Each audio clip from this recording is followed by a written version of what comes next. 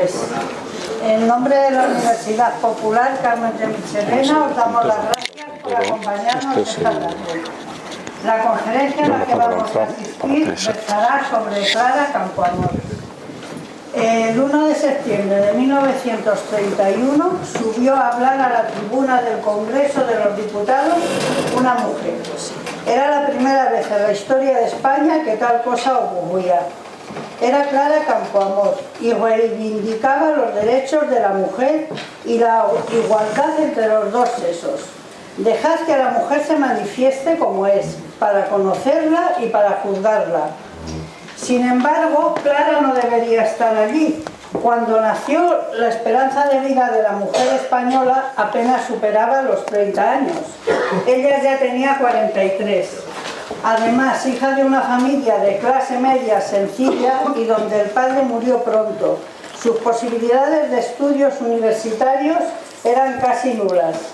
Pero el 9 de diciembre de ese mismo año, el Parlamento aprobaba la Constitución republicana, que afirmaba la igualdad de los españoles, el derecho al voto para la mujer y otra serie de derechos civiles muy importantes. Al contrario que en otros países, no fue la presión del movimiento feminista quien lo consiguió. Lo hizo el tesón, la fuerza, la inteligencia de una sola mujer, Clara Campoamor, que tenía claro aquello que espetó a todos los señores diputados de la Cámara. La única manera de madurarse para el ejercicio de la libertad es caminar dentro de ella. Hoy contamos con la presencia como ponente de Miguel Arévalo, historiador y vocal de la Junta Directiva de la Universidad Popular Carmen de Michelena.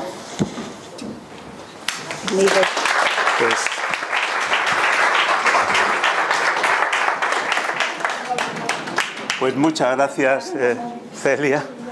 Muchas gracias por la presentación. Bien, vamos a hablar de Clara Campoamor, pero he puesto ahí esa frase en uno de los libros que hay sobre ella, uno muy interesante, que es de Isaías Lafuente, se llama Clara Campoamor, la mujer olvidada. Empieza con esa frase que me gustó mucho, porque la historia de la civilización, ha sido la lucha para hacer legal lo evidente.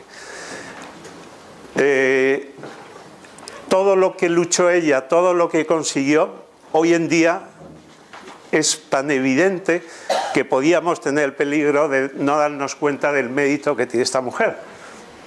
Y es por eso que lo he puesto.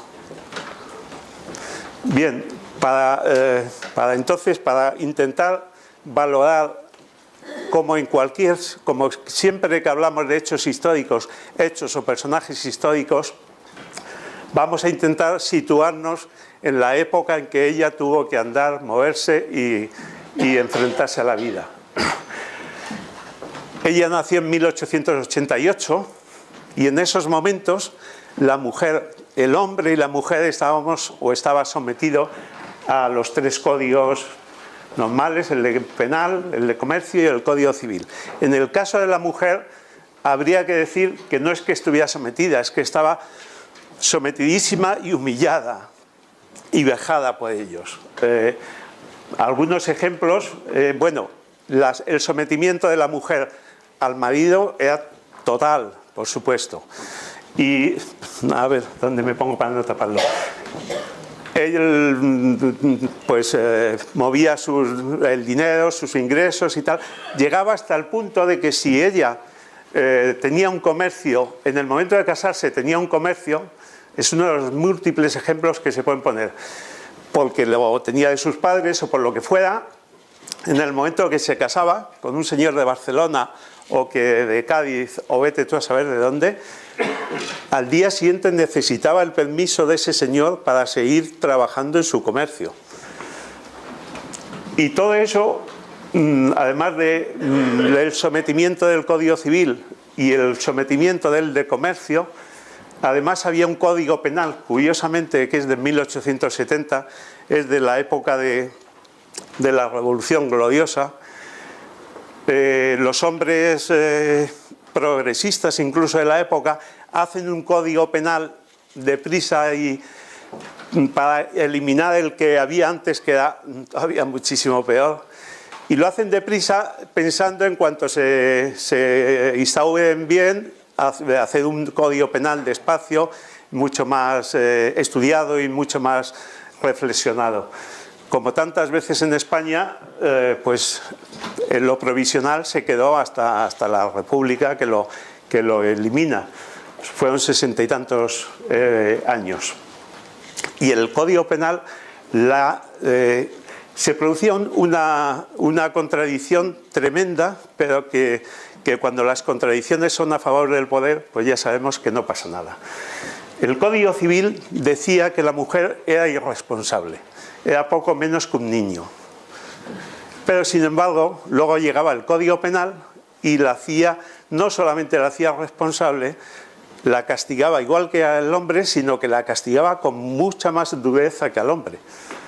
Total, una contradicción que Clara denunció repetidas veces. Bueno, esto es sobre la educación. La educación en su época de las niñas, de la mujer, pues era una educación, pues ahí he puesto un simple ejemplo. En un momento dado, Clara, niña, viene tan contenta a su casa porque se ha aprendido esto de memoria y viene tan contenta.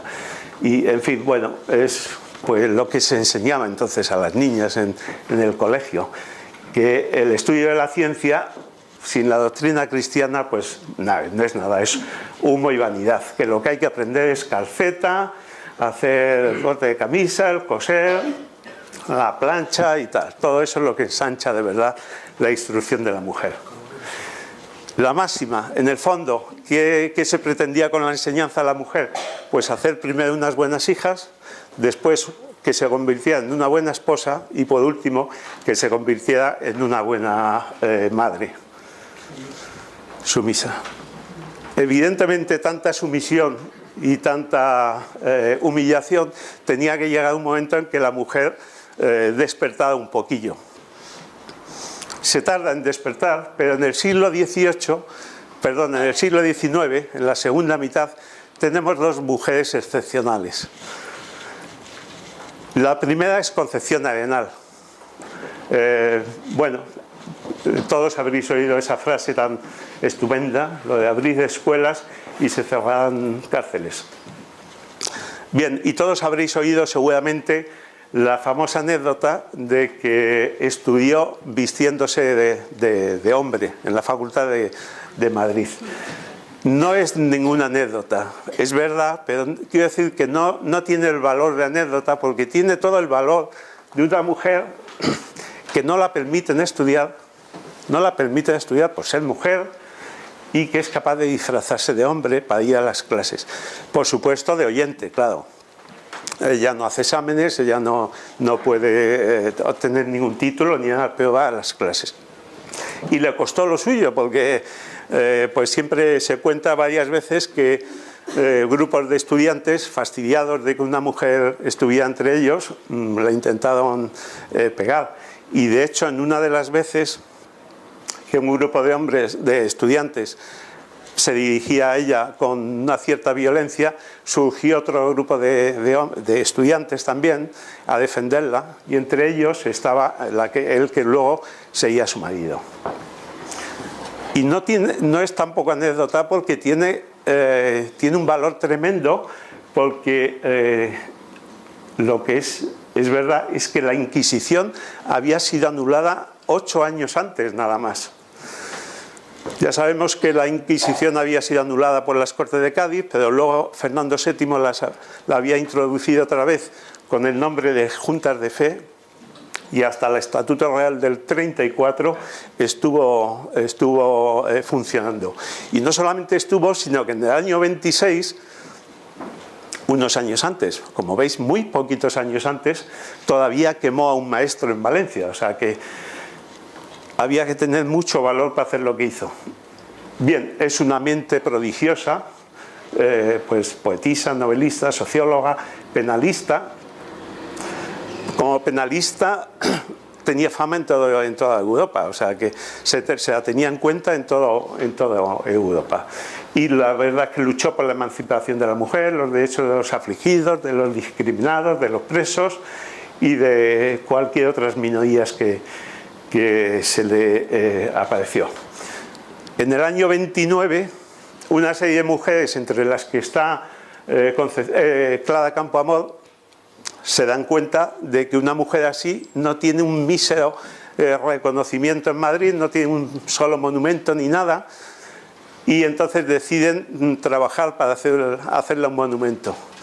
Es el año 29, en el año 36, con lo que vino, pues se quedó el monumento sin hacer.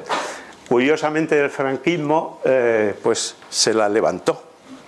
Se le levantó y ahí está. Está en el Parque del Oeste, bajando Moret, donde llegas a Rosales, en ese esquinazo, ahí está, muy fácilmente visible. Concepción Arenal fue fuente de inspiración, tuvo una gran influencia sobre todas estas grandes mujeres, entre ellas desde luego, y lo reconoció constantemente Clara Campoamor. La otra grande de la época es un poco más tardía, pero todavía es segunda mitad, en buena parte del 19, es Emilia Pardo Bazán, que es también gallega, y con Rosalía de Castro, las tres, curiosamente, hay un lejano parentesco, las tres. En fin, pues es otra mente privilegiada, novelista, periodista, ensayista, crítica literaria, poeta, dramaturga, traductora, editora, catedrática, conferenciante. ¿Qué no hacía esta mujer? Pues tampoco pudo estudiar. Es otra autodidacta porque no pudo estudiar, porque no tenía posibilidad la mujer de estudiar. No solamente no pudo estudiar, sino que también en el año 98, me parece, la propusieron para entrar en la Academia de la Lengua y no la rechazaron, vamos, por ser mujer, evidentemente. En el 89 denunció en la Sorbona la situación de la mujer en España. La verdad es que la situación de la mujer era tan patética que la mayoría, como sabemos, había un nivel de analfabetismo tremendo, mucho más en la mujer, con lo cual la mayoría, la única salida que tenía era el matrimonio, que además era la única salida decente y que la sociedad esperaba de una mujer, o el servicio doméstico, la mendicidad o la prostitución. Si sales de ahí es muy difícil encontrar una mujer de esa época, o encontrarla en otro sitio. Esa defensa de la mujer le trajo también, como no podía ser menos, pues menos para la época, feroces críticas, entre ellas la de nuestro Leopoldo Alas Clarín, que la dijo una serie de improperios. En el 1910 la nombraron consejera de Instrucción Pública y es desde entonces que la mujer pudo estudiar en la Universidad Española. Antes, con mucha dificultad, y en alguna había podido estudiar, pero muy pocas se necesitaban unos permisos especialísimos y tal. Desde 1910, con ella en la instrucción pública, fue ya donde se normalizó. Bien, y me vas a perdonar que eso siga un poco hablando de la situación de la mujer entonces. En esa época va surgiendo, por lo tanto, los movimientos feministas, los movimientos que, cansados ya de esa situación, intentan situar a la mujer en su sitio. En España eso es un poco más lento que en otros países también adelantados, por supuesto, tampoco somos los últimos ni mucho menos. ¿Y por qué? Pues porque el desarrollo industrial todavía en este país era muy lento y la verdad es que el gran motor del feminismo fue la salida al mundo laboral de la mujer. Ahí es cuando se dio cuenta de que además de todo lo que llevaba ya encima, de todas las mochilas que llevaba encima, salía a trabajar y encima ganaba menos, en unas condiciones fatales y se la maltrataba mucho más. Entonces aquí, como eso se dio un poco más tarde, pues la fuerte ascendencia de la Iglesia Católica, por supuesto, que como siempre no pretende que no se mueva nada, y una sociedad arcaica, pues una sociedad muy patriarcal, donde que se hable de que la mujer quiera independencia y tal, todo eso pues cuesta. Y entonces se suele señalar como inicio del movimiento feminista en España el Congreso Pedagógico de Hispanoluso del 1892. Es un congreso muy interesante donde hay unos 2.500 delegados, más o menos, y de los cuales casi 500 son mujeres, que te llama la atención, pero bueno, como es la pedagogía, la enseñanza, es una de las pocas cosas donde se había ido permitiendo que la mujer, se veía factible que la mujer estuviera ahí, igual que en la enfermería, igual que bibliotecaria, igual que auxiliar de oficinista o en un comercio y tal. Y entre ellas, y además destacando en todo el congreso, vienen a destacar estas dos grandes mujeres.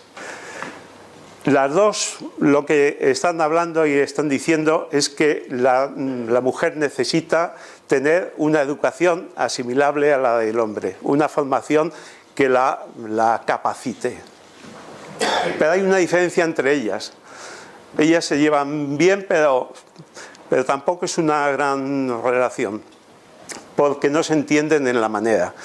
Pardo Bazán, que era realmente una condesa, está convencida de la necesidad de educar a la mujer, pero ella tenía una concepción, sus estudios eran más anglosajones, había leído a Kant, a Stuart Mill, y por ejemplo ahí se ve, ella traduce un libro muy interesante de Stuart Mill sobre la situación de la mujer, que se publica en Londres, pues no sé, en 1869 o algo así, y ella la traduce y se publica aquí en 1892-93.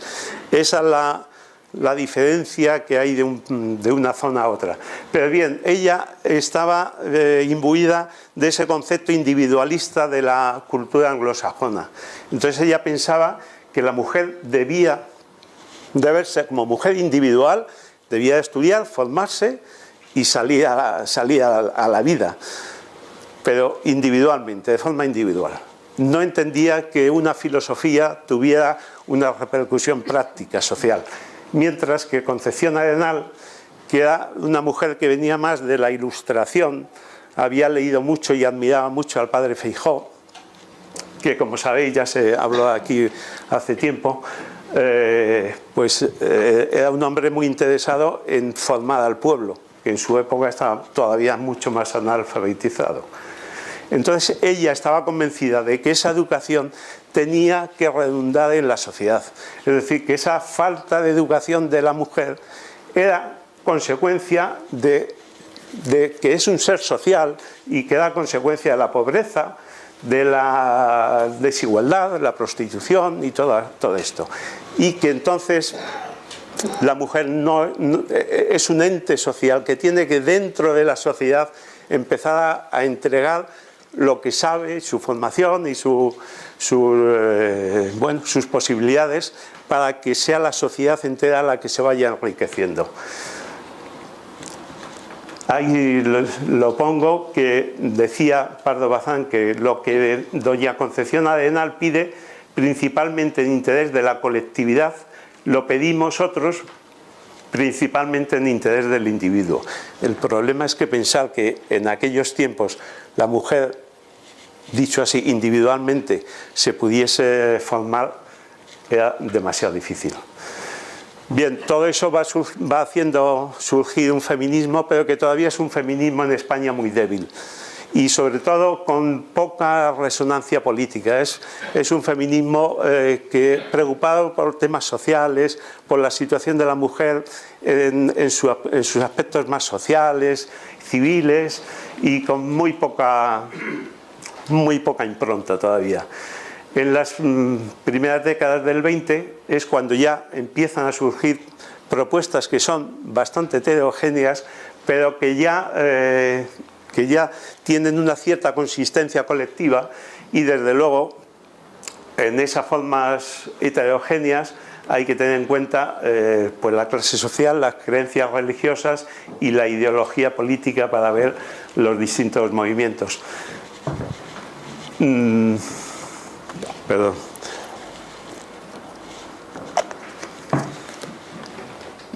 traigo aquí una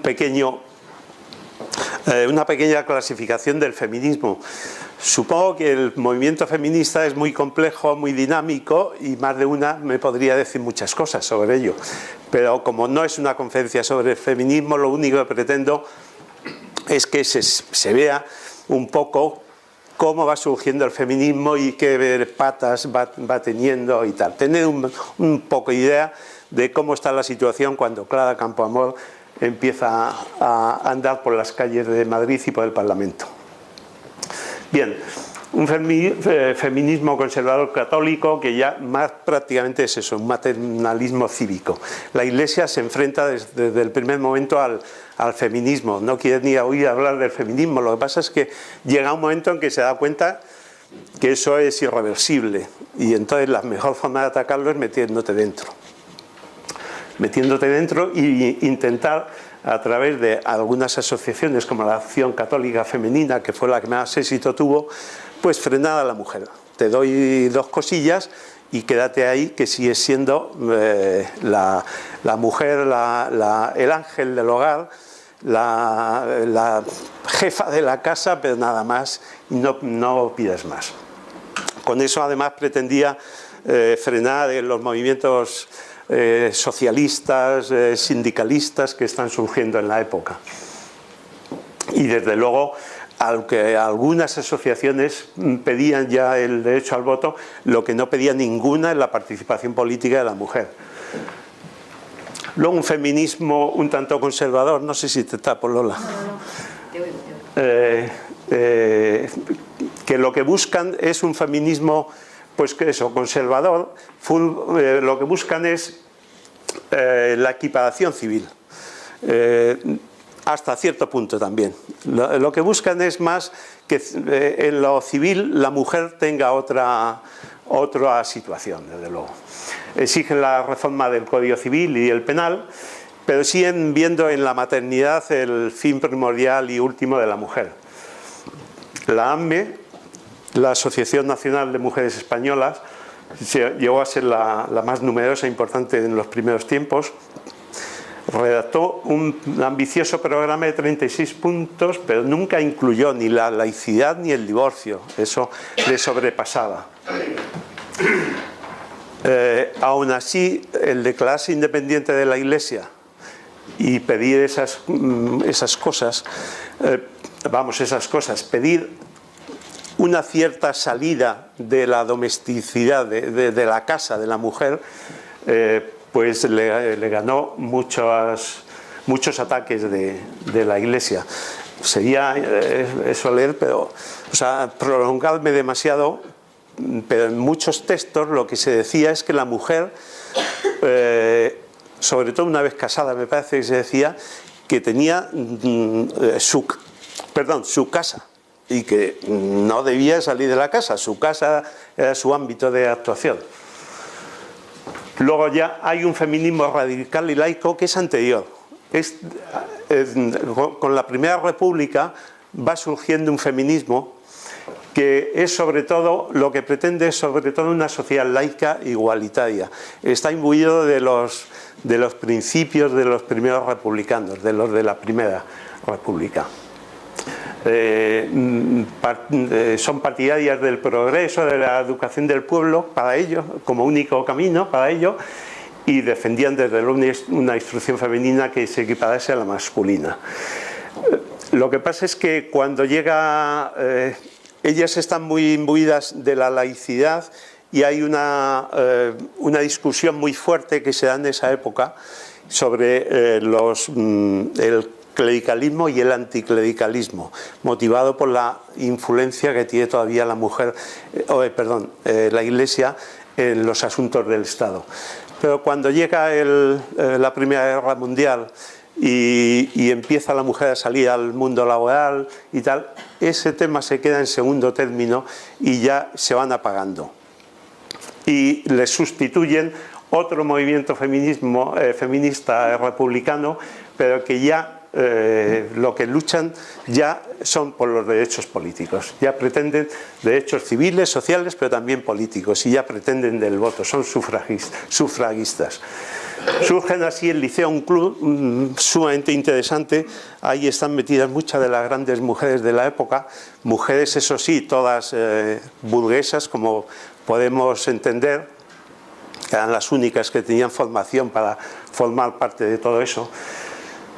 Ahí dieron conferencias Federico García Lorca, Unamuno, Ortega y Gasset, me parece, un montón de ellos, de todos los grandes. Y le pidieron a Benavente, que ya sabemos por dónde iba el hombre, le pidieron que diera una conferencia. Y se negó diciendo que él no daba conferencias a tontas y a locas. La Unión Republicana Femenina declara, que la funda ella en el año 1931, con la idea de ir formando a la mujer en los ámbitos políticos.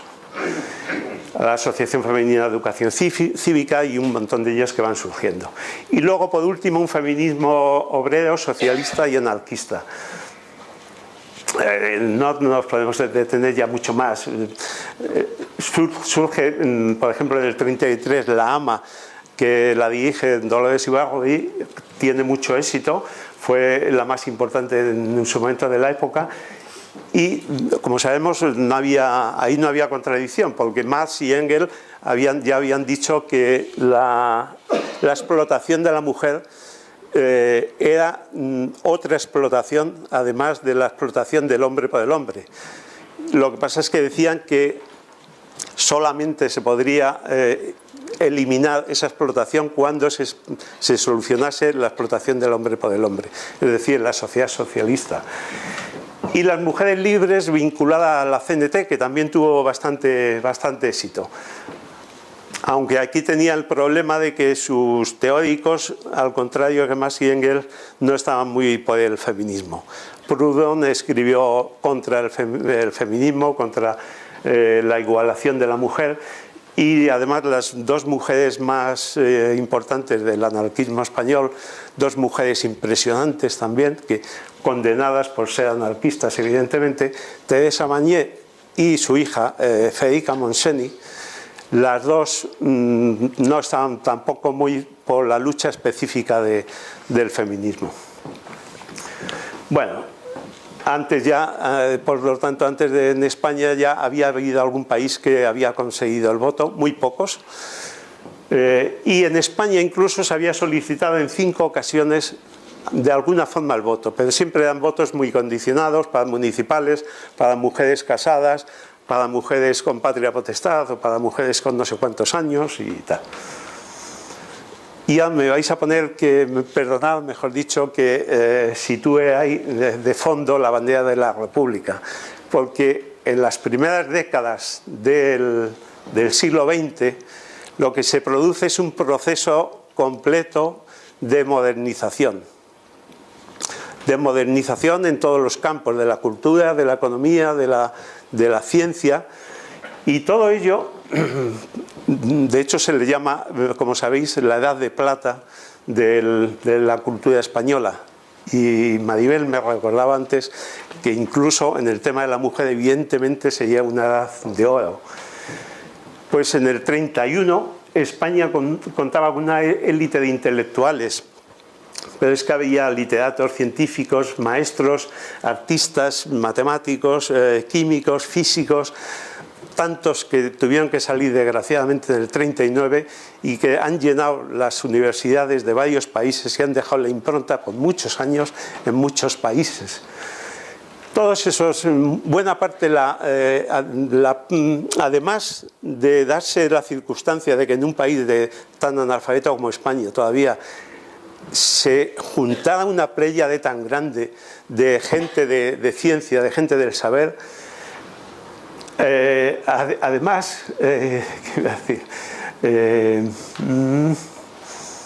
Se me ha ido un momentillo lo que iba a decir. Ah, sí, es que la característica es que además son intelectuales, son gente del saber que se compromete con la República.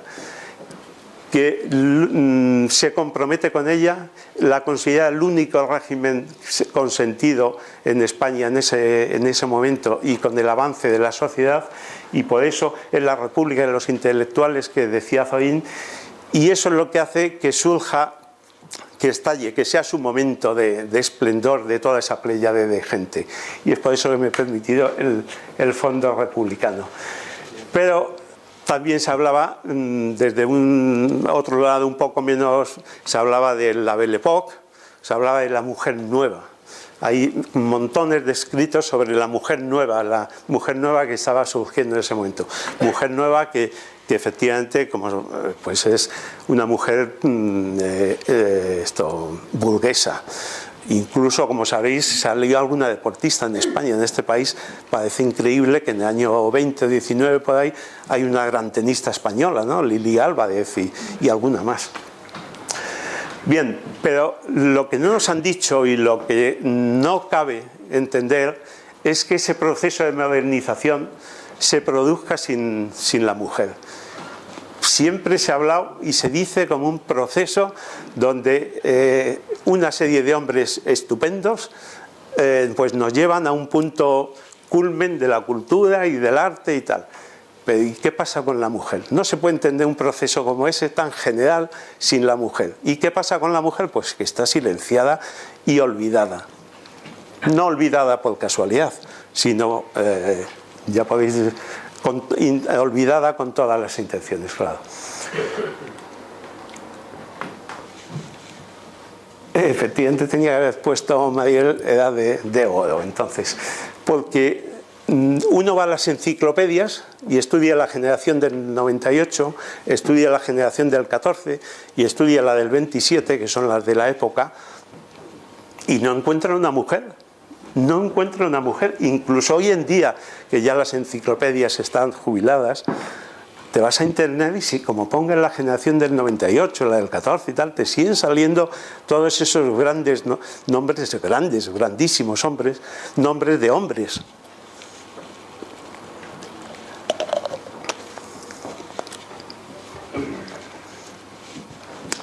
Pero en fin, caramba, va siendo hora de hablar de una generación del 98 plena, con un montón de mujeres, la del 14 y la del 27. He puesto ahí algunas, con perdón para las que no figuran ahí, que hay unas cuantas todavía que se podrían añadir, pero grandes mujeres. Pardo Bazán, Carmen de Burgos, Blanca de los Ríos, Concha Espina, María Goidi, María Lejarra, que se la conoce en muchos sitios en el campo del teatro y de los relatos, pero se le conoce al marido, porque ella misma filmaba con el seudónimo, con el nombre del marido, supongo, no encuentro otro sentido que el de que con eso conseguía poder escribir y que se publicase su obra.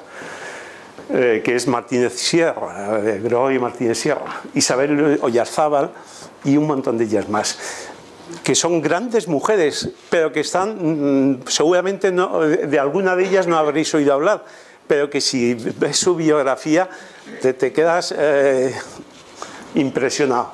La generación del 14 con Clara Campoamor, María de Maeztu, Carmen Badoja, Victoria Kent, Zenobia Camprubí, Margarita Nelke, María Blanchard, Sofía Blasco, un montón de ellas.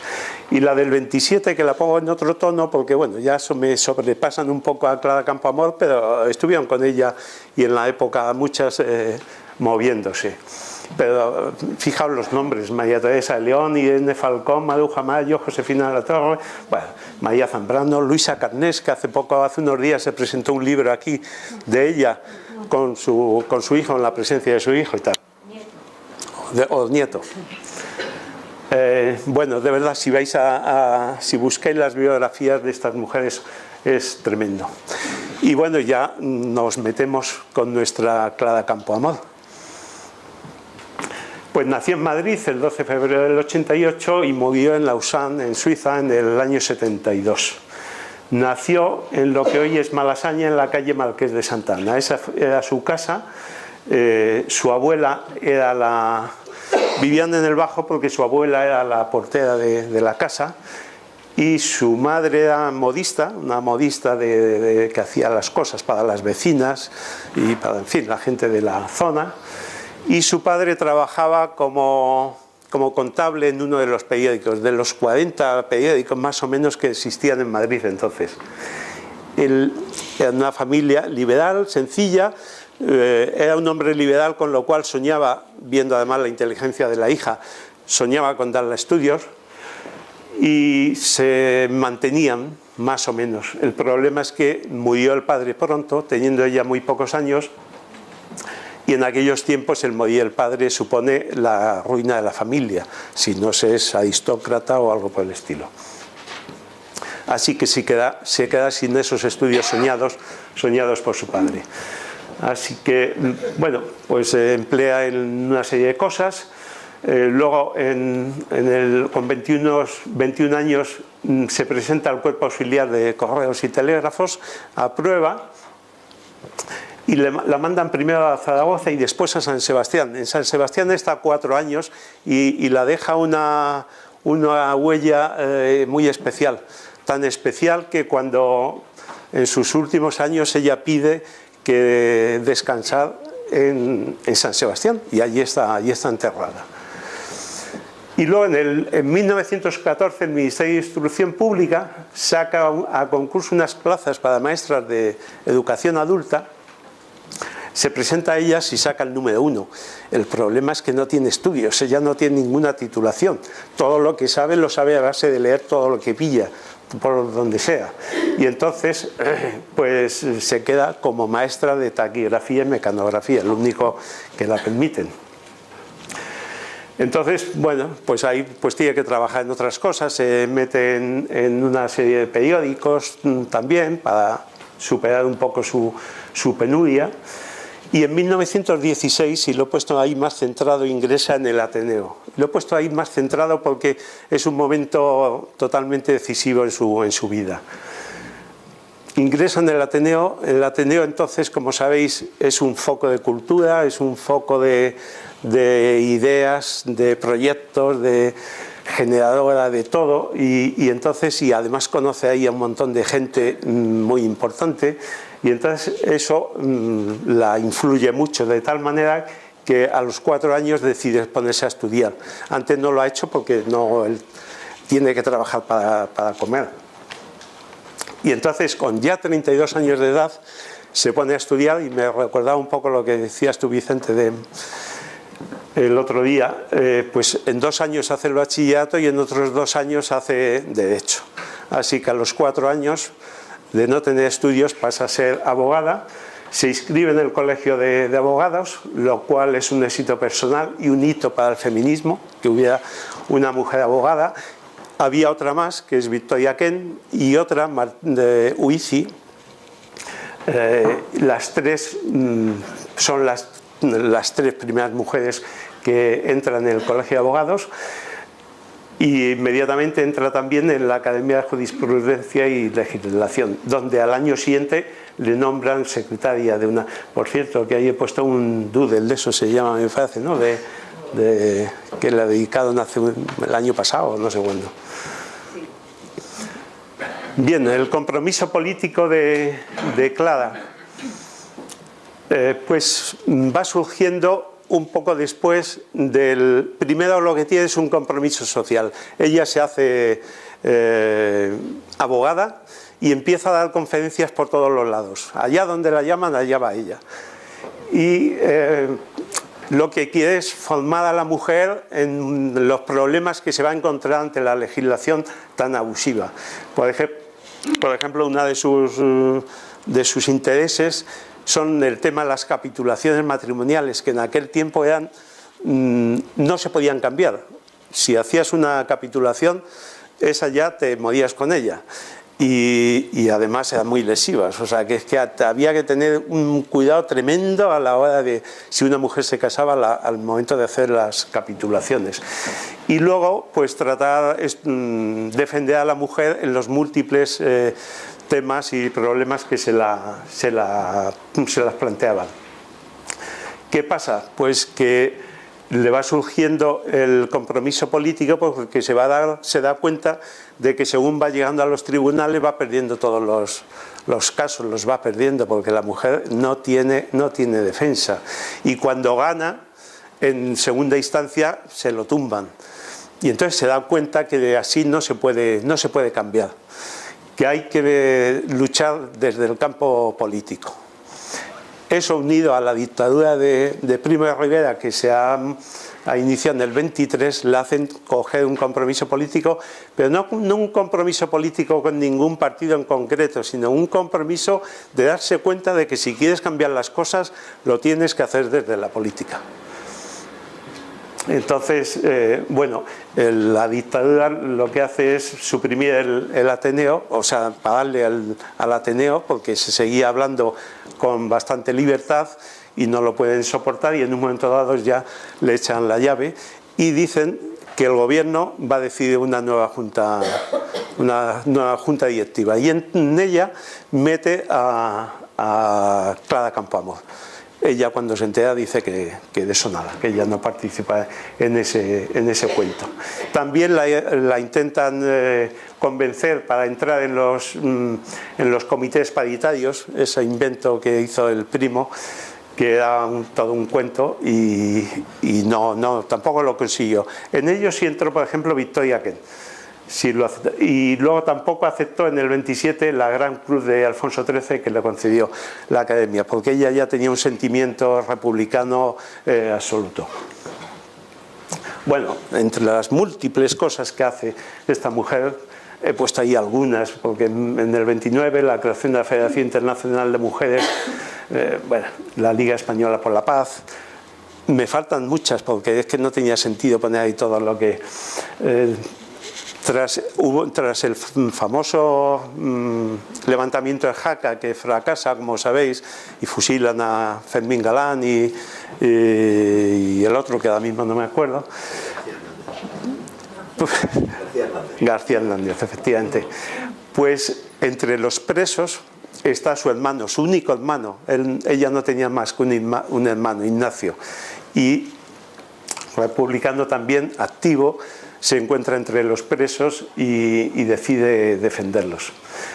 En el 31, ya con la República, funda la Unión Republicana Femenina, luego hablaremos en algún momento de ello, y el 1 de septiembre pronuncia en la Cámara su primer discurso. Es la primera vez que una mujer habla en un Parlamento español. Al día siguiente coge un tren y se va a la Asamblea de la Sociedad de Naciones, donde hablaba también. Y en el 33 forma parte de la sección española del Comité, en fin, muchas cosas. Echamos otra vez, nos volvemos al inicio de la República, y se ha instaurado el 14 de abril, y el 8 de mayo ya sale un decreto del gobierno provisional que rebajaba, era una ley electoral, una norma electoral que rebajaba la edad electoral a 23 años y hacía elegibles a las mujeres y a los curas. Por ahí, de hecho, por eso el decreto de las faldas, extraño maridaje. Pero sin embargo negaba el voto, o sea, podía ser diputada pero no podía votar, no estaba capacitada. Se justificaban diciendo que no se podía hacer el censo electoral, que no era posible hacer un censo de mujeres en poco tiempo. Bien, en mayo del 31, en ese mismo mes, Acción Republicana, el partido de Azaña, se constituyó en partido político, que hasta ese momento no lo era, y Clara, que estaba en él metida desde el año 29, ocupa uno de los 25 puestos del Consejo Nacional. Cuando llega el momento de las elecciones, Acción Republicana se mete en una coalición, y dentro de la coalición no tiene más que 2 puestos en Madrid. Y cuando Clara Campoamor le dice a Azaña que ella quiere presentarse por Madrid, le dicen que Azaña la va dando vueltas, o sea, largas, y no se lo dan. En vista de que ya no se lo dan, el Partido Radical de Lerroux le ofrece su candidatura para ir primera en la lista por Madrid. ella, que ya digo que tiene un compromiso político, pero no tanto de un partido, dado que el Partido Radical defiende todo eso, el derecho al voto femenino, el derecho de la mujer a decidir sobre su maternidad, la ley de divorcio, la ley de los derechos de los niños, la investigación de la paternidad, algo importantísimo en la época, y la abolición de la pena de muerte, no tiene ningún problema en efectivamente presentarse por dicho partido. Y tiene éxito y sale elegida.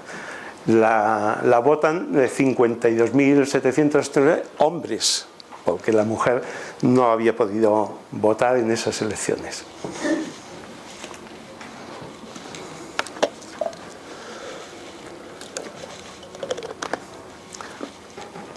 Cuando sale elegida, ella lo primero que pide es entrar a formar parte de la comisión que va a trabajar y va a elaborar el proyecto de Constitución española, porque lo que ella pretende es cambiar las leyes, y el mejor sitio evidentemente es la comisión esta que va a trabajar en ello, y lo consigue y entra a formar parte de ella. Ahí está en la foto con miembros de dicha comisión, y en dicha comisión tiene que luchar 2 veces. Bueno, hay 2 artículos fundamentales, también los demás, pero hay un artículo que es este que le cuesta Dios se ayuda, y además no lo consigue en ese momento. Decía el artículo: no podrán ser fundamento de privilegio jurídico el nacimiento, la clase social, la riqueza, las ideas políticas y las creencias religiosas. Pero se reconoce, después en otra línea decía, se reconoce en principio la igualdad de los derechos de los 2 sexos. Ya sabemos que cuando te dicen en principio, te están diciendo que, bueno, ya veremos. Y además, no solamente ya sabemos todo lo que es que esta Constitución, la española, tenía como base fundamental o como influencias fundamentales la de México del año 17, la rusa del 18 y la de Weimar del 19.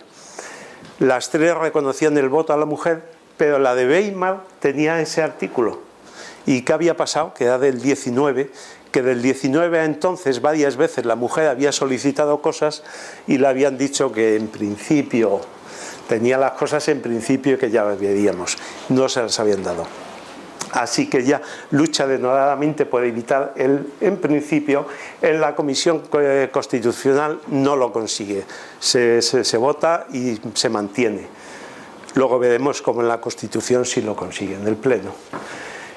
Y sin embargo, cuando le pasa eso, evidentemente ya piensa que está todo perdido. Si me ponen lo de en principio, es que me van a negar el voto, evidentemente, porque me están preparando el tema para después segarme los pies. Pues no, cuando llega el voto, y para su sorpresa, se votó por amplia mayoría.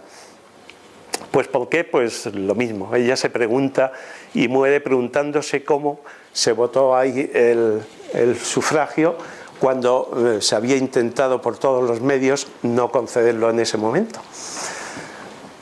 Es la caverna que llevamos los hombres, le dijo un compañero del Parlamento. En fin, la sorpresa mayúscula le esperaba cuando el proyecto de Constitución se elabora, me parece, son en 18 días o algo así, y se presenta en el Pleno. Y mira por dónde su partido, el Partido Radical, empieza proponiendo nada menos que una enmienda a la totalidad. Y enmienda porque además,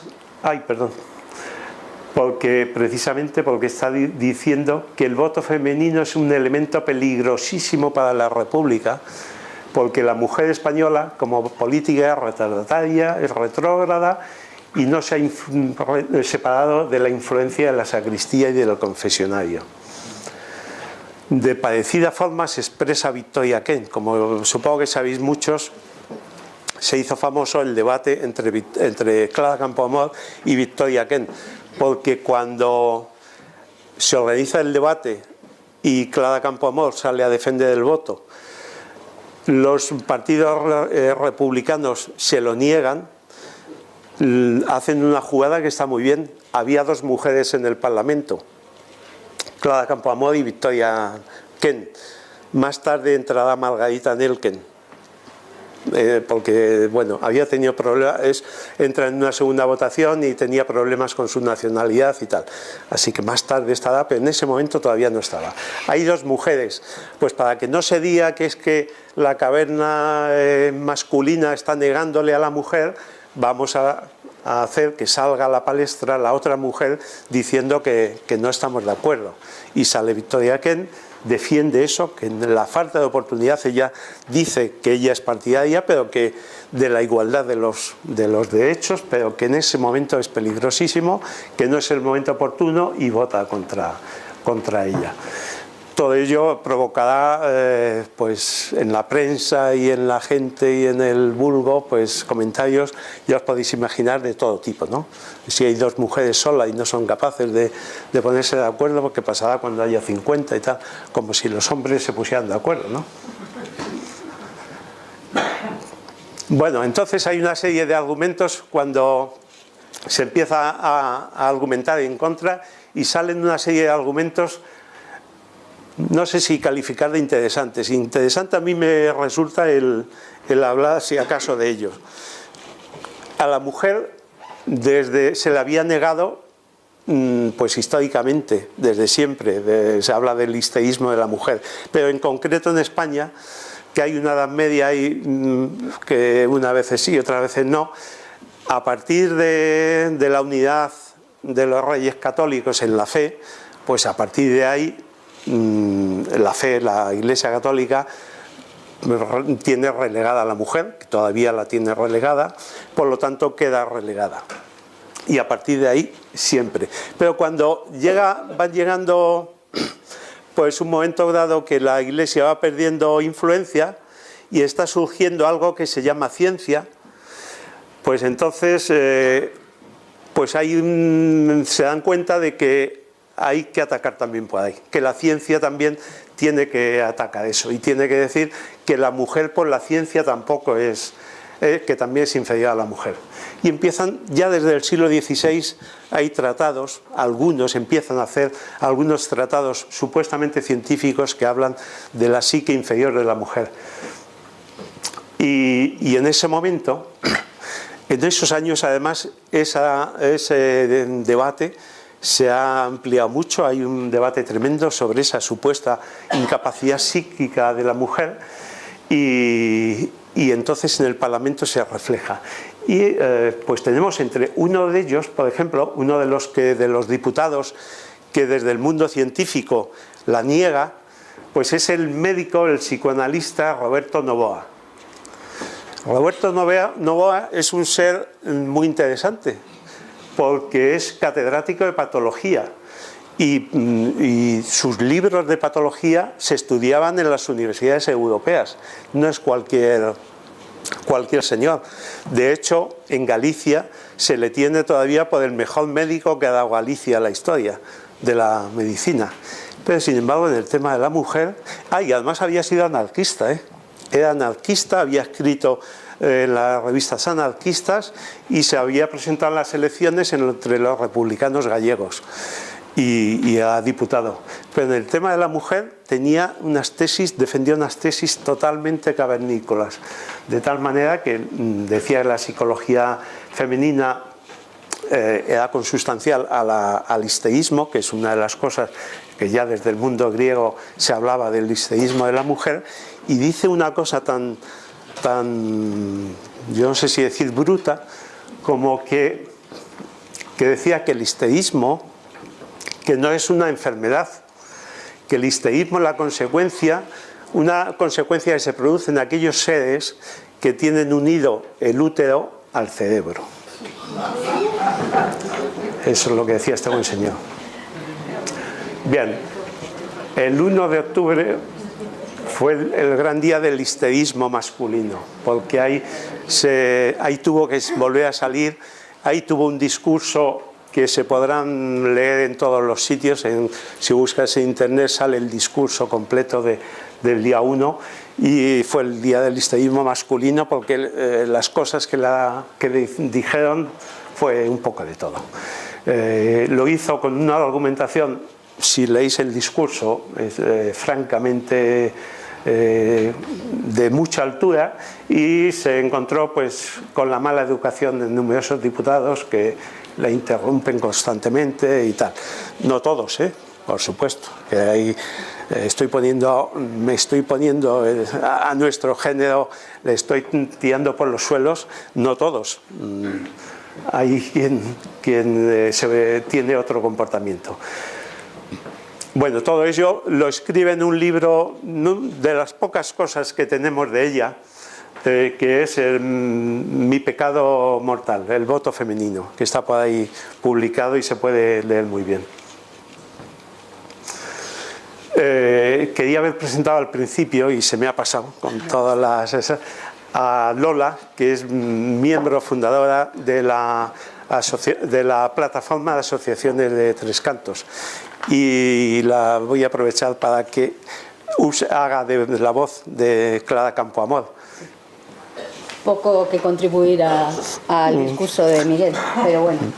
¿Te paso esto? El micro, porque sí. si no suave. Sí, pero también esto. ¿También esto? Sí, porque si no, no se graba. A ver. ¿Y esto era así? Ya está.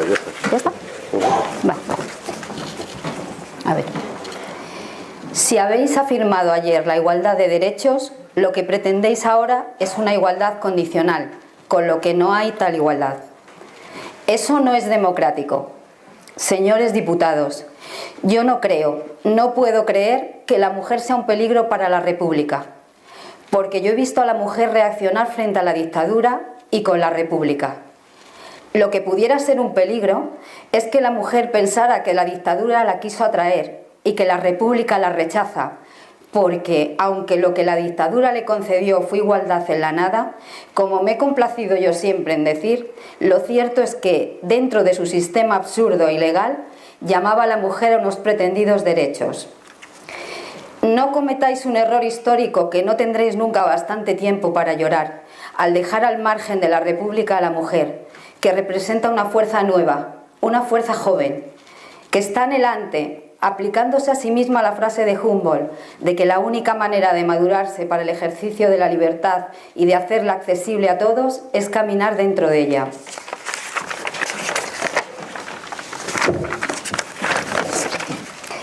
Ni mi actuación anterior a la... ¿Este no? No. Perdonad el baile. Pero en fin, la propuesta fue por fin votada, quedando más tarde como el artículo 36, con la siguiente redacción. Los ciudadanos de uno y otro sexo mayores de 23 años tendrán los mismos derechos electorales conforme determinen las leyes. Pero hubo gente, eso quedó, con lo cual quedó como artículo 36, pero hubo gente que no se dio por vencida y, por sorpresa, presentó más tarde unas disposiciones transitorias. Hubo 3 intentos, uno de ellos de Victoria Kent, que al final aceptaron fundirse en una sola, defendida por un tal Peñalba, y que fue votada, y que de haberse aprobado, claro, habría eliminado otra vez el voto. El resultado, como veis, fue 131 en contra de esa disposición y 127 a favor. O sea, se quedó el artículo como estaba, pero por 4 míseros votos. Bien, la República, que iconográficamente, si os fijáis, si os acordáis, siempre se representaba con el rostro de una mujer joven. Pues al final lo que hizo fue, a través de la Constitución, llevar a la mujer a una serie de avances tremendos, a base de transformaciones legislativas que la incorporaban en diversas esferas. Me estás diciendo que no. Ya, gracias. Bueno, en esa incorporación tendrá una importancia decisiva Clara Campoamor, pero absolutamente decisiva, sobre todo en el voto. Desde luego el voto sería impensable si no hubiera estado y seguramente en las demás. He puesto ahí los principales artículos que afectaban a la mujer y que se movió en ellos. El artículo 25 atacaba y eliminaba la famosa frase del "en principio", porque ahí en el Pleno sí lo consiguió eliminar la frase del "en principio". Y ahí ya entre los motivos de fundamento de privilegio jurídico ya estaba que no podía ser el sexo, y por lo tanto la otra línea sobraba. El artículo 36, que es el del voto, que los ciudadanos de otro sexo mayores de 23 años tendrán los mismos derechos electorales. El artículo 40, que daba paso a cualquier tipo de profesión, de cargo, de puesto, porque hasta ese momento la mujer, aparte de no tener estudios y también un poco como consecuencia, pues por ejemplo en la función pública no podía ser nada más que auxiliar, no podía ser técnico, por mucha que tuviera o por mucha experiencia, no podía llegar a ser técnico. Este artículo la capacitaba, por supuesto. En el artículo 43, un artículo más largo, pero en fin, lo importante es que la iguala al hombre en los derechos del matrimonio, porque hasta ese momento en el matrimonio, la mujer cuando entraba en el matrimonio era un cero a la izquierda, era el hombre y después el hombre. Entonces ahí los iguala en el matrimonio y además introduce ya el divorcio. Y además a petición de cualquiera de los cónyuges. También el tema de los hijos habidos fuera del matrimonio, entonces que se daba con bastante frecuencia, y el hombre solía con bastante frecuencia también desentenderse, y además se comprometía a la investigación de la paternidad, porque muchas de las veces era el señorito o el señor que abusaba de la chica doméstica, y cuando si quedaba embarazada, por mucho aunque fuera denunciarse y fuera, que normalmente evidentemente no decía nada, pero si intentaba ir a los tribunales, intentaba ir a algún sitio, entre la palabra del señor o la de la doméstica, pues no había caso. Era lo que nunca se investigaba la paternidad esa. En el artículo 46 habla del trabajo también de las mujeres y de los niños, que entonces era muy normal y se hacía en condiciones ínfimas. Y por fin en el artículo 53 que las hace elegibles, además de votar pueden ser elegibles. Lola.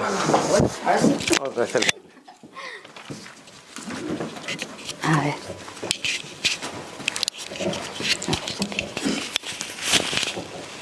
Ahora sí. Ni mi actuación anterior a la República ni mi pensamiento al defender el voto en el Parlamento obedecieron principalmente a un convencimiento típicamente feminista, aun cuando sea su lógica traducción. Era la España futura y la hipocresía del hombre español la que pedía incorporar a la mujer a los derechos y deberes de la vida pública, señalándole el camino de la libertad. Digamos también que con la definición de feminista, el vulgo enemigo de la realización jurídica y política de la mujer pretende malévolamente indicar algo grotesco, asexuado y extravagante, cuando indica lo partidario de la realización plena de la mujer en todas sus posibilidades, por lo que debiera llamarse humanismo. Nadie llama humanismo al derecho del hombre a su completa realización.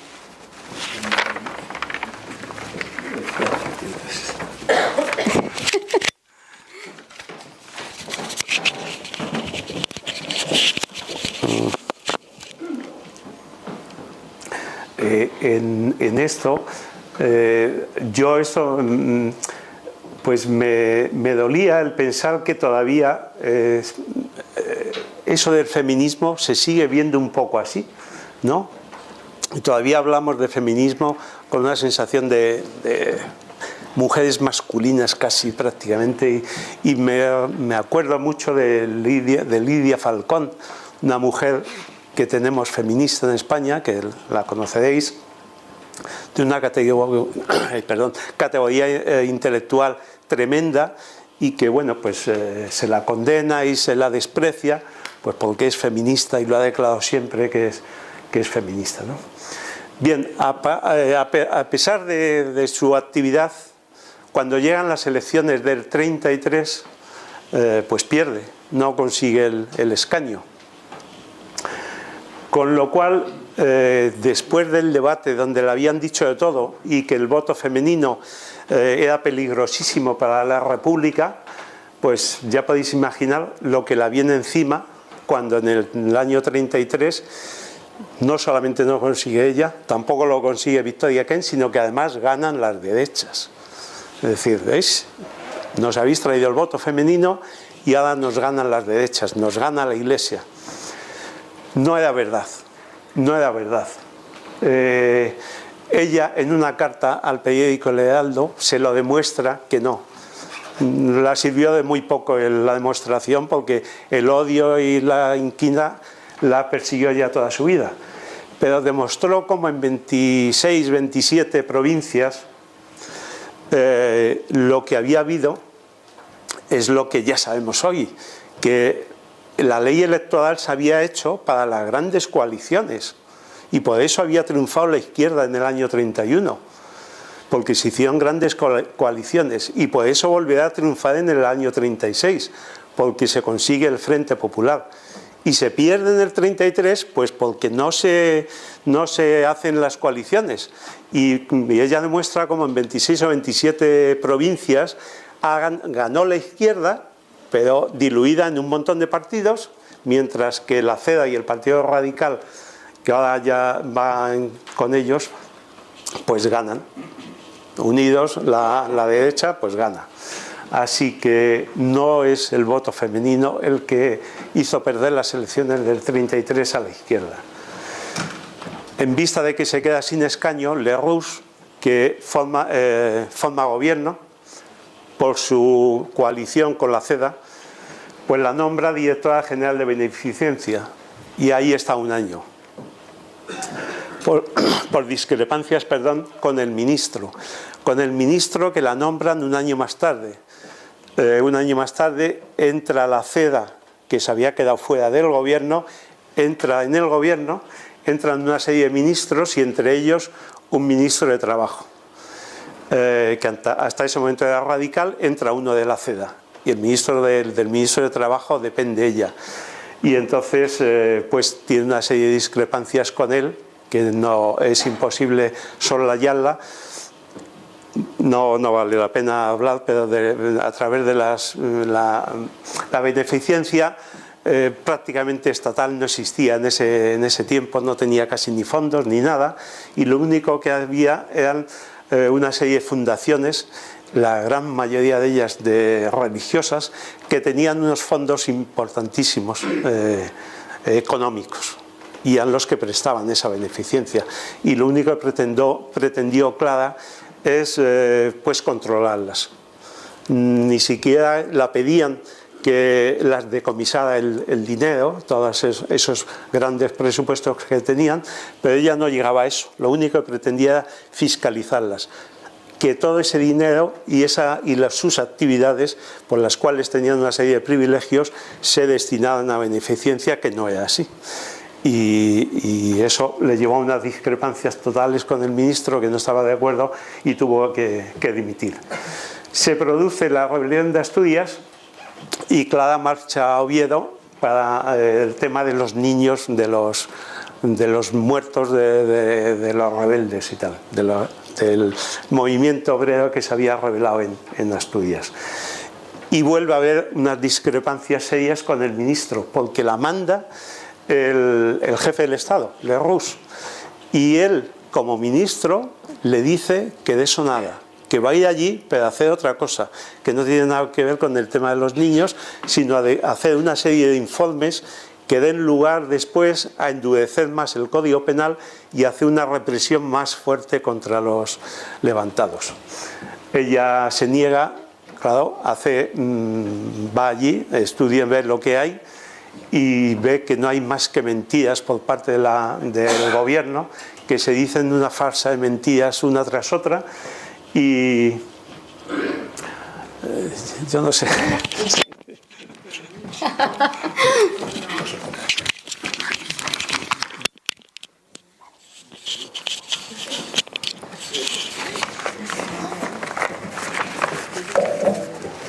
Se torturaba a los acusados en las prisiones, se fusilaba a los presos sin formación de causa en los patios de los cuarteles y se cerraban los ojos a las persecuciones y atrocidades perpetradas por la policía durante aquellos 16 meses. Hubo solo 3 ejecuciones oficiales, ¡cuánta clemencia! Pero hubo millares de presos y centenares de muertos, torturados y mutilados. Execrable crueldad. He aquí el trágico balance de una represión que, de haber sido severa, pero legal, limpia y justa en sus métodos, hubiera causado mucho menos daño al país.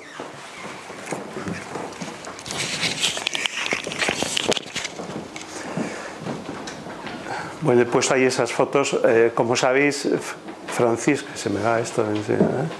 Francisco Franco ya demostraba sus dotes y era uno de los responsables con el general Godez de la represión en Asturias, aunque eso sí, lo hacía desde Madrid, él no estuvo en Asturias. Bien, eso ella se da cuenta de la subordinación del Partido Radical a la CEDA, su giro a la derecha total y que piensa que ya es un muñeco de la derecha, y abandona el Partido Radical. Entonces intenta ingresar en Izquierda Republicana. Izquierda Republicana, entre otros, la componía el partido de Azaña, la Acción Republicana, donde ella había militado. Y empiezan a pasar la factura de su voto femenino, al haber conseguido el voto femenino, porque la someten a la humillación de una asamblea general que no tenía sentido, la someten a una votación nominal que no tenía sentido y sale nada, es absolutamente denegada por una amplia mayoría, con el caso que se cuenta siempre que incluso algunas mujeres se votaba por bola blanca y bola negra. La bola negra efectivamente era el no, y algunas mujeres se pasearon con la bola negra a votar para que se viera claramente que estaban contra el tenerla entre sus filas. Bueno, ahí he puesto una compañía nórdica, ahora mismo no me acuerdo cuál es, no sé si es la Noruega o algo así, que tiene, es la Noruega, ¿verdad?, que tiene una serie de aviones con una serie de rostros, y entre ellos tiene la de Clara Campoamor. Bien, pues al no estar entonces en ningún partido, no consigue entrar en las filas del Frente Popular. La Unión Republicana, que ella había fundado, la intenta animar y hacer una candidatura, pero ella piensa que no tiene sentido y que lo único que va a hacer es quitar votos a la gente en la que ella creía. Y por otro lado, pues le pasan la pelota a los republicanos, que la acepten los republicanos, dicen, y los republicanos dicen que no, que la acepten los socialistas, y ni unos ni otros, total, que se queda fuera. Así que en esa está, fuera del ámbito político, cuando la rebelión militar le sorprende en Madrid. La lucha de la primera época, ya sabemos el desorden, la confusión, y como ella había pertenecido al partido de Lerroux, que había gobernado en ese bienio derechista, pues ella no se encuentra segura. Ella tiene ahí miedos y se va a Alicante y consigue embarcarse en un barco hacia Génova. Ahí lo que van son gente de la derecha fundamentalmente, que huyen de la zona republicana, y lo que se van es a la Italia fascista, y otros a intentar después entrar en Madrid, en España, a las zonas supuestamente nacionales que llamamos. Hay un montón de falangistas y la denuncian a las autoridades de Génova. Cuando llega la detienen, pero bueno, se dan cuenta que no hay motivo ninguno para retenerla y la dejan salir. En el 38 se traslada a Argentina, a Buenos Aires, donde vive pues traduciendo, escribiendo y dando conferencias.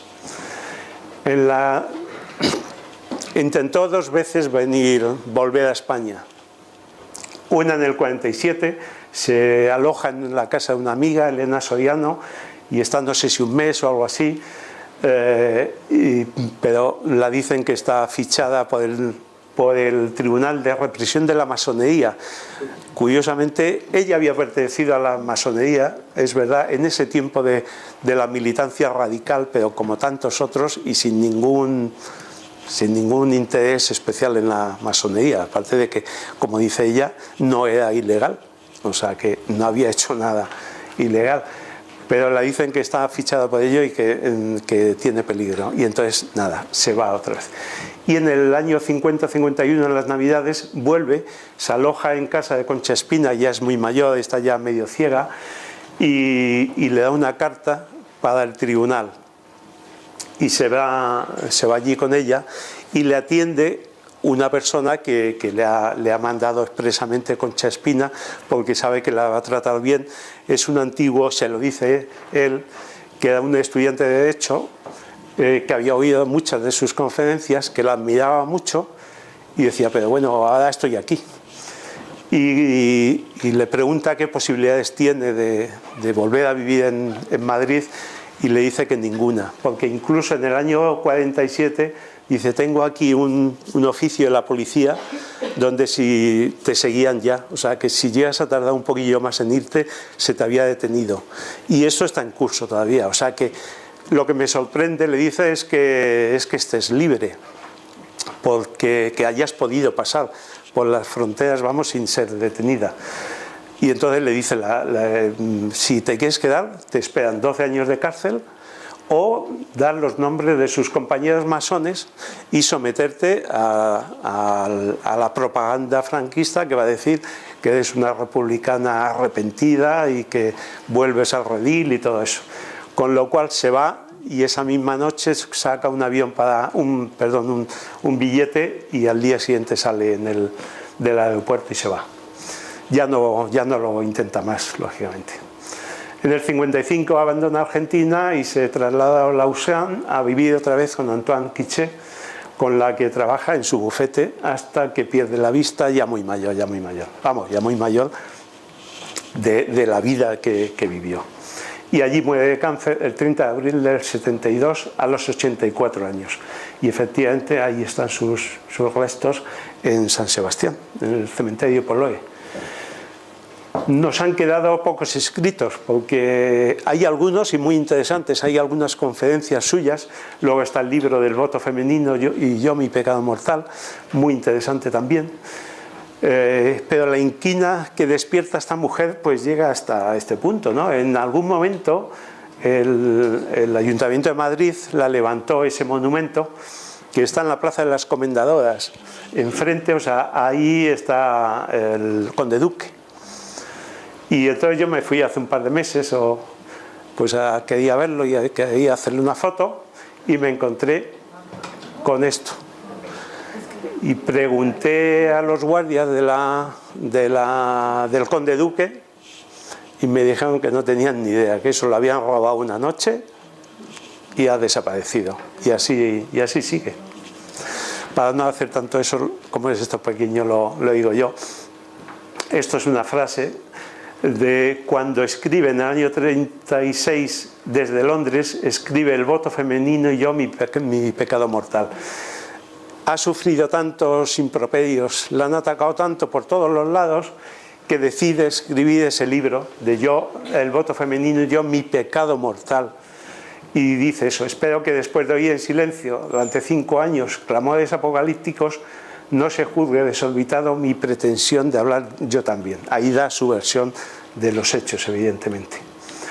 Bien, la verdad es que le atacan por todos los lados, aunque curiosamente y milagrosamente hoy en día hay no se sabe muy bien, hay un proceso de querer traerla un poco. La derecha increíblemente le oyes al aquel hombre que no me acuerdo, uno de los asesores de Rajoy, que dice que cómo la izquierda se puede apropiar de esta mujer, una mujer como ella de derechas. Y la izquierda, pues el Partido Socialista es el que está un poco por la labor de ella. La verdad es que nunca militó en el Partido Socialista, pero sí, lo que sí es verdad es que el voto femenino se aprobó porque el Partido Socialista siempre estuvo a favor, con destacadas ausencias como Indalecio Prieto, que la dijo de todo, y alguno más. En fin, la derecha, el caso es que nunca la absolvió de ser republicana, pertenecer a la masonería, contribuir a traer el divorcio o haber querido fiscalizar las fundaciones privadas, la mayoría de ellas religiosas. Y la izquierda no le perdonó el haber sido traído en ese momento el voto de la mujer, que siempre ha pensado que condenó a la República. De hecho, el gobierno en el exilio de la República tampoco quiso saber nada de ella. La verdad es que Clara no se adscribió nunca a ningún partido. Si se metió en el radical fue porque tuvo la ocasión ahí de influir en la legislación, que es lo que ella pretendía, cambiar las leyes para cambiar este país. Y lo que sí se sintió fue republicana. De hecho, bueno, ella lo que decía siempre es que ella se sentía primero ciudadana, después mujer y después republicana. Ciudadana porque ella no era feminista de lucha todos los días, de salir a la calle. Ella era feminista porque no entendía cómo un ciudadano, por ser mujer, tenía que estar tan relegado. Tenía que estar y estaba. Luego se sentía mujer, evidentemente, y luego republicana, que lo dijo en muchas ocasiones, consideraba que era el único sistema lógico de gobierno con los avances de la humanidad. Entonces, república siempre. Clara Campoamor, pese a su modesta extracción, acabó representando los valores positivos del liberalismo burgués. No es una revolucionaria. Clara Campoamor no es una revolucionaria en lo social. Lo que intenta y lo que luchó toda su vida fue por la equiparación de la mujer al hombre. Y lo que tenía también muy claro era la democracia, características de la democracia. Pero sus valores, ella venía de un cristianismo, de un catolicismo lógico en la época española de que hablamos. Concepción Arenal era una mujer profundamente católica también, y por lo tanto no es, y lo dice claramente, no es una revolucionaria. Creía desde luego en las instituciones democráticas y en la ley, y confiaba en el conocimiento como motor del progreso y de la superación de las injusticias. Así que aquí hay más cosas sobre las cosas que consiguió, pero es demasiado ya meternos con ellos. Muchas gracias.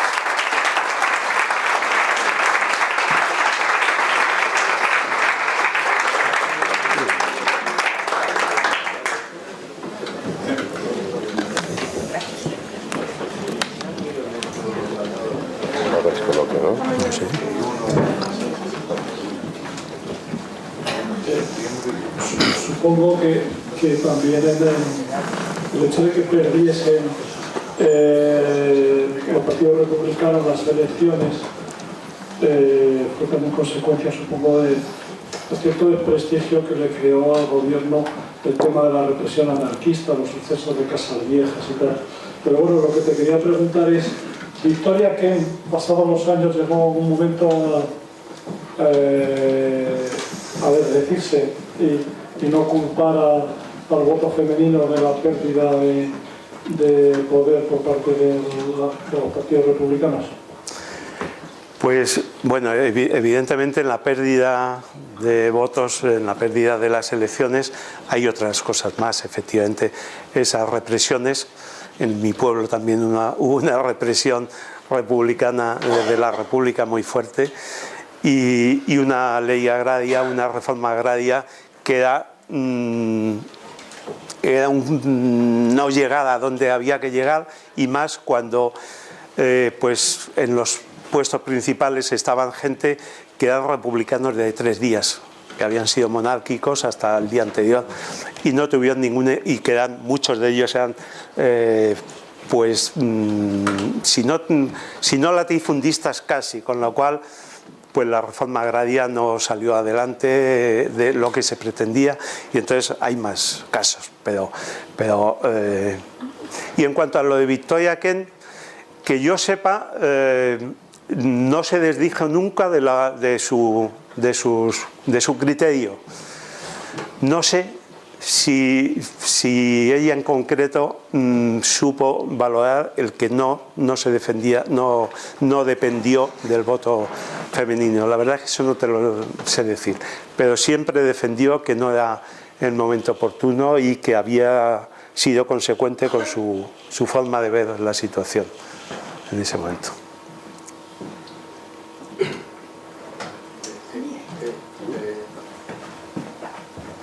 Hombre, Nicole, ¿cómo no? ¿Cómo no me va a preguntar Nicole? Hola, yo quería saber si, como fue la primera mujer a entrar en el Congreso, si hay una placa o algo para recordarla. Y si no lo hay, ¿cuándo lo van a poner? En principio no lo tenemos previsto. En principio. No lo tenemos previsto. En principio, ya está dicho todo ahí. Creo que hay una cierta ahora movimiento de poner una foto suya por ahí y tal. Pero bueno, en principio está en estudio. Sí, Carlos. Sí, es verdad que ha sido una mujer olvidada, en gran modo, por la cultura española, excepto en la enseñanza. Hay cientos de institutos que llevan su nombre en España. En Madrid no se puede poner el nombre de un instituto en la misma ciudad, de los institutos con el mismo nombre en una ciudad, pero lo hay en Madrid, en Leganés, en Móstoles, en toda España se ha puesto a muchos centros el nombre de Clara Campoamor. Lo digo como anécdota porque en algunos ámbitos sí se ha reconocido. Sí, es verdad. Lo que pasa es, de hecho, Elías Lafuente lo titula La mujer olvidada, y a mí lo de la mujer olvidada no me gustaba mucho, porque incluso, si acaso, sería mujer olvidada, una más de las tantas mujeres olvidadas. Lo que pasa es que efectivamente desde el triunfo del PSOE, ya digo que el PSOE siempre ha querido llevarla un poco a su redil y traerla un poco a colación. No, el nombre de los institutos sí. Lo decide el claustro del Consejo Escolar. Ya. El Consejo Escolar en cada centro lo deciden. Sí. Se decide. Bueno. No es el gobierno de turno. Bueno, los enseñantes que sois muy leídos y la habéis leído un poco más a Clara Campoamor, pero la verdad es que si preguntas a la gente, todo el mundo ha oído de Clara Campoamor, pero Yo creo no mucho más. Que lo que pasa es que hay más profesoras que profesores. También. La enseñanza era eso, uno de los pocos campos donde a finales del 19 y principios del 20 la mujer podía caminar por ello, con muchas cortapisas y tal, pero bueno, podía caminar un poco. Miguel. Sí. Miguel, buenas tardes. Muchas gracias. Hola Vicente, gracias. Preciosa conferencia. Yo quería hacerte 2 preguntas relacionadas. La primera es si Clara Campoamor tuvo a lo largo de su vida alguna relación relevante con la Institución Libre de Enseñanza. Y la segunda, si la Institución Libre de Enseñanza tuvo también algún papel o alguna preocupación específica sobre la incorporación de la mujer en igualdad con el hombre. Pues si tuvo alguna relación ella exacta y muy directa, ahora mismo no recuerdo. Creo, posiblemente no, pero evidentemente la Institución Libre de Enseñanza, donde se refleja mucho en Concepción Arenal, y Clara Campoamor no deja de decir en sus escritos que ella bebe de Clara Campoamor, de Concepción Arenal. Concepción Arenal era muy amiga de los krausistas.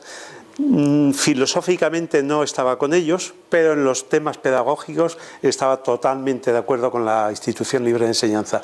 Y la Institución Libre de Enseñanza sí tuvo que ver mucho luego en ese cierto florecimiento de la mujer. Muchas de esas mujeres que hemos ido contando ahí, de las generaciones, pues muchas de ellas pertenecían a la Institución Libre de Enseñanza. Muchas de ellas habían estado en la residencia de señoritas, que María de Maeztu fue su directora además un montón de tiempo. En fin, todo ese movimiento un tanto burgués de florecimiento de la educación femenina o avance de la educación femenina está muy ligada a la Institución Libre de Enseñanza. ¿Tenías por ahí? Sí, yo quería comentar que respecto a la cuestión del reconocimiento de Clara Campoamor en el Congreso de los Diputados, existe un busto suyo en el recibidor de uno de los edificios del Congreso de los Diputados, no en el principal. Pero desde la semana pasada, desde el 8 de marzo, ese busto se ha trasladado a la sala del escritorio del edificio principal, que es una de las salas con más visibilidad, puesto que es en las que se hacen las ruedas de prensa, y está en estos momentos en un lugar destacado desde el 8 de marzo de 2017 en la sala del escritorio del Congreso de los Diputados. Bien, es bueno saberlo y es bueno que se le reconozca. Ella siempre dijo que tenía, al final de su vida, por ejemplo, decía que tenía la impresión de que lo único que había quedado en la República era precisamente su acción sobre el voto femenino, porque se produce una cosa extraña, como sabéis, o curiosa. Franco nos impide votar a todos, pero cuando organiza esos referéndums extraños, la ley de sucesión y otra serie de cosas así, esos inventos suyos, cuando pone a votar a la gente, vota también la mujer. Sí. Bueno, yo quería decir Hombre. o añadir un poquito algo informativo a nivel de Carmen Elena, que ella también fue una mujer perseguida, porque estamos hablando también de feminismo y las mujeres han sido perseguidas toda la historia, y ella también fue una mujer perseguida. Fue una mujer que se le denunció, se le negaron sus derechos, se le negó el derecho a cátedra porque había sido denunciada por el clero, por masona, mancebada y por estar dentro de la educación, con lo cual la mujer ha estado siempre bastante machacada y intentando que ahí... Fíjate que somos más mujeres que hombres. Y podríamos hacer mucho, pero aún nos sigue teniendo ahí en un lado. En fin, era solamente añadir esto. No, bien, es una buena aportación, porque además Carmen de Michelena nos da nombre a nuestra universidad y es bueno mencionarla. La mujer, efectivamente, como hemos dicho, estaba sometida, pero además estaba otra cosa, que era silenciada.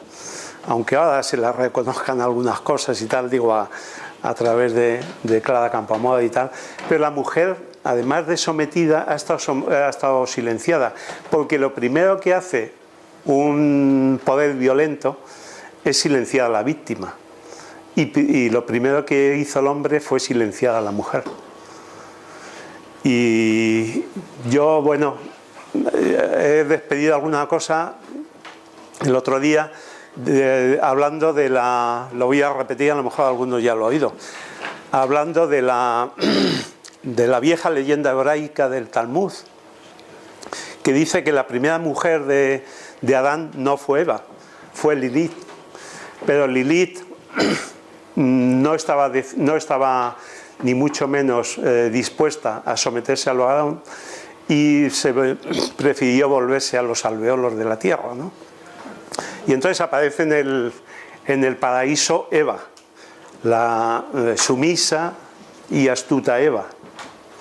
Bueno, pues hemos tenido una larga historia de Eva, una Eva que por sumisa ella misma ha sido la primera que se ha prestado a estar en silencio y, a ojo, ha sido la mejor difusora de la ideología machista, porque le ha ido trasladando dentro del hogar a sus hijos esa ideología. Y va siendo hora de que todos, la sociedad, nos demos cuenta que ganamos mucho más con Lilith que con Eva. Más con una mujer libre, independiente y formada y de espíritu abierto, más que con una mujer sumisa y silenciada y astuta.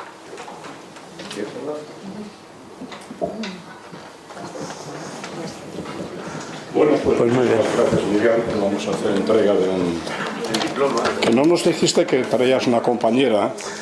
Ya. No tiene papel, no porque seas una compañera. Me lo convalido, Llego aquí y me encuentro con una sorpresa muy agradable, ¿verdad? Bueno, pues muchísimas gracias, Miguel. Ha sido... Nada.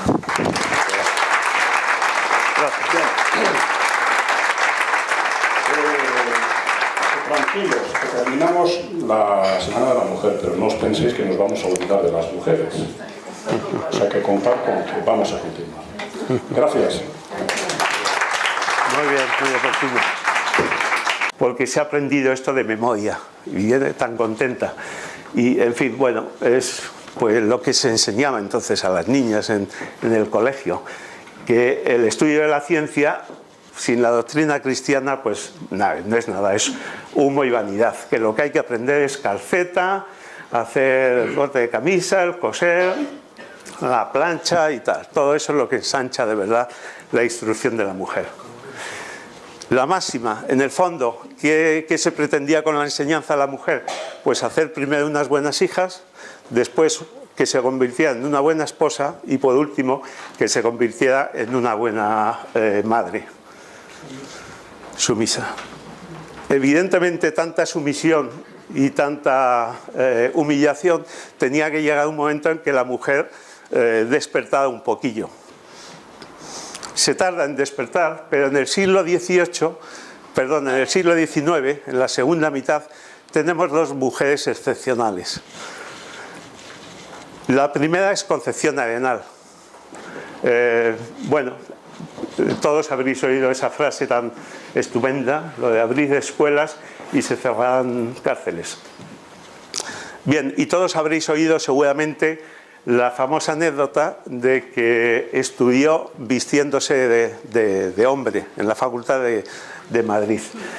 No es ninguna anécdota, es verdad, pero quiero decir que no tiene el valor de anécdota, porque tiene todo el valor de una mujer que no la permiten estudiar por ser mujer y que es capaz de disfrazarse de hombre para ir a las clases.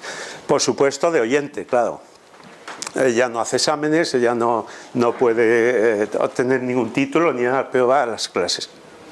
Y le costó lo suyo, porque pues siempre se cuenta varias veces que grupos de estudiantes, fastidiados de que una mujer estuviera entre ellos, la intentaron pegar.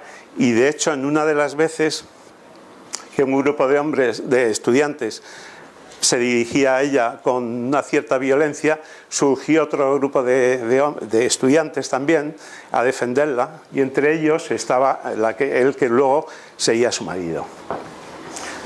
Y no es tampoco anécdota, porque tiene un valor tremendo, porque lo que es verdad es que la Inquisición había sido anulada 8 años antes nada más.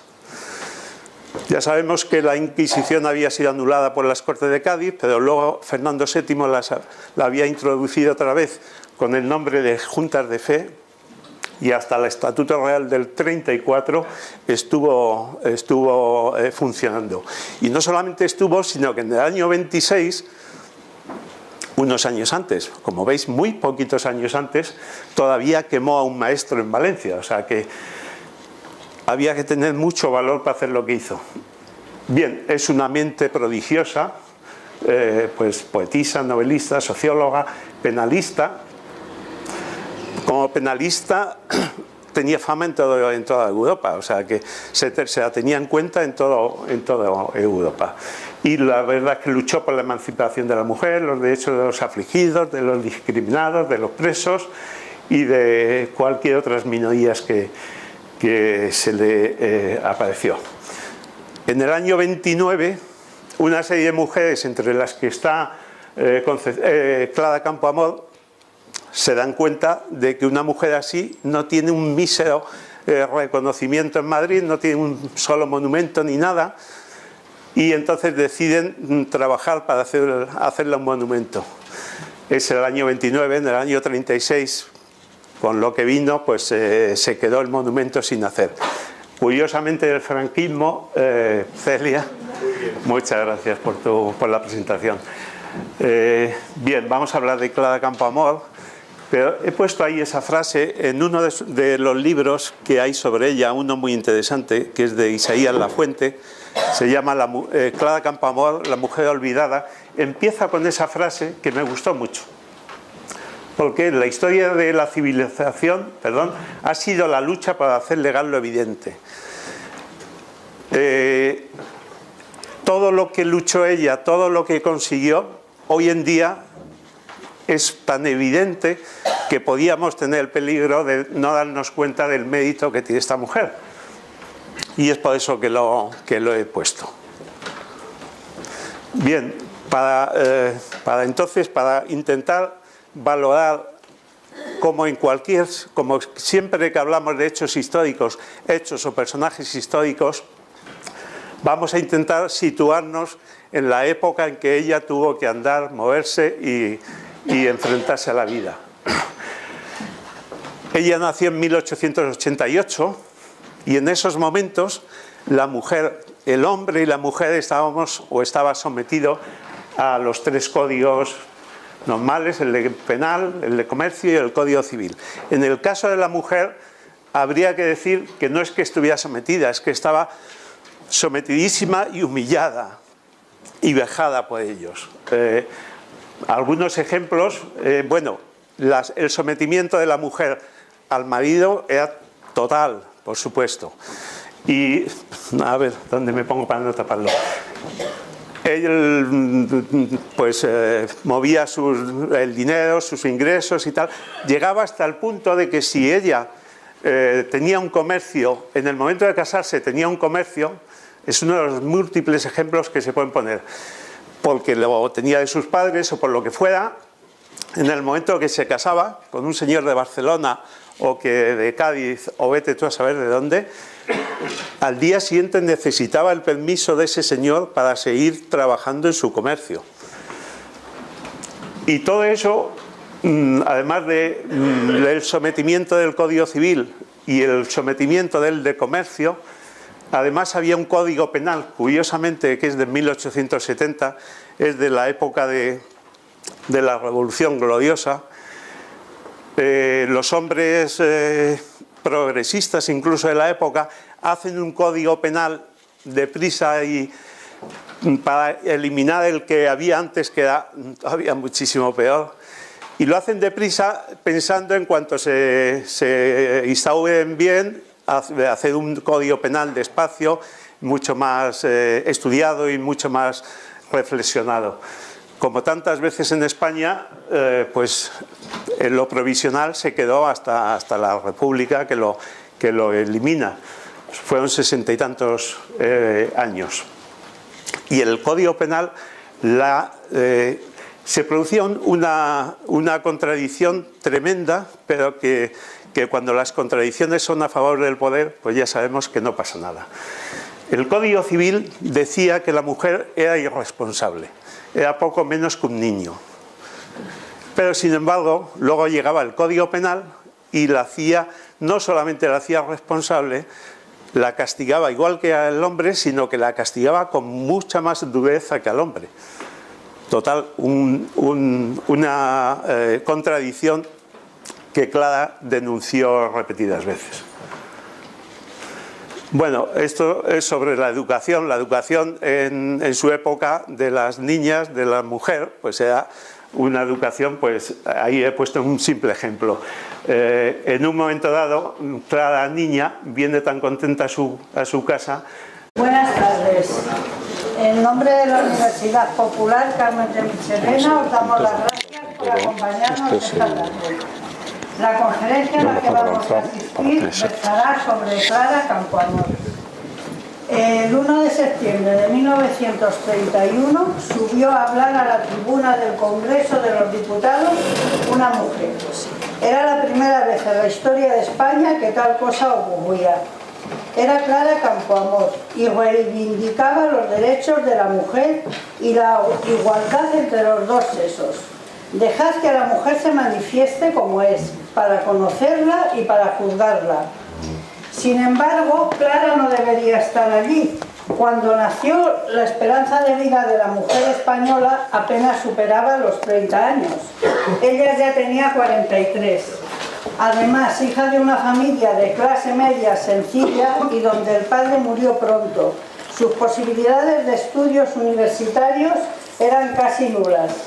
Pero el 9 de diciembre de ese mismo año, el Parlamento aprobaba la Constitución republicana, que afirmaba la igualdad de los españoles, el derecho al voto para la mujer y otra serie de derechos civiles muy importantes. Al contrario que en otros países, no fue la presión del movimiento feminista quien lo consiguió. Lo hizo el tesón, la fuerza, la inteligencia de una sola mujer, Clara Campoamor, que tenía claro aquello que espetó a todos los señores diputados de la Cámara. La única manera de madurarse para el ejercicio de la libertad es caminar dentro de ella. Hoy contamos con la presencia como ponente de Miguel Arévalo, historiador y vocal de la Junta Directiva de la Universidad Popular Carmen de Michelena.